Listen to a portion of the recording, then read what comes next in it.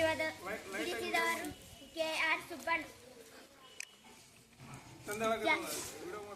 ಜಾಣರು ತೋಡಿದ ಬಾವಿ ಇದೊಂದು ಕತೆ. ಇದನ್ನು ನಾನು ನಿಮಗೆ ಪರಿಚಯ ಮಾಡಿಕೊಡುತ್ತೇನೆ.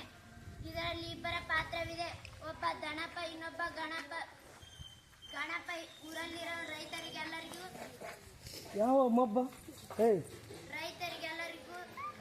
ಐಡಿಯಾ ಕೊಡುತ್ತಿರುತ್ತಾನೆ. ದಣಪ ನೀವು 2 ಎಕರೆ ಹೊಲ ಇರುತ್ತದೆ. ಅವನಿಗೆ ಬಾವಿ ಮಾಡಿ ಶ್ರೀಮಂತನಾಗಬೇಕೆಂಬ ಆಸೆ ಇರುತ್ತದೆ. ಬಾವಿ ತೋಡಲು ಗಣಪನ ಹತ್ತಿರ ಹೋಗ್ತಾನ. ಗಣಪ ನಾನು ಬೆಳಗ್ಗೆ ಬಂದು ಯೋಚನೆ ಮಾಡಿ ಹೇಳ್ತೀನಿ ಅಂತೇಳಿ ಇದು ಮಾಡ್ತಾರೆ. ಬೆಳಗ್ಗೆ ಹೋಗಿ ಇಬ್ಬರು ಕೂಡಿ ಬಾವಿ ತೋಡ್ತಾರ. ಒಳ್ಳೆ ಅದರ ಮುಂದೆ ರಾಶಿಗಂತಲೇ ಮಣ್ಣು ಬೀಳುತ್ತದೆ.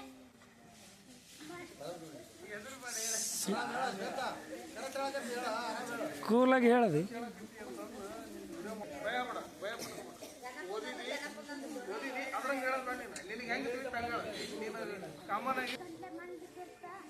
ಅದನ್ನ ಬಸ್ಯಾರಕ್ಕೆ ಹೋದ್ರೆ ಇದಾಗುತ್ತಂತ ನನ್ಗೆ ಆಸೆ ಆಗುತ್ತಂತ ಮತ್ತೆ ಅದನ್ನ ಮಣ್ಣು ಏನ್ ಮಾಡೋದಂತ ಯೋಚನೆ ಮಾಡ್ತಾರ.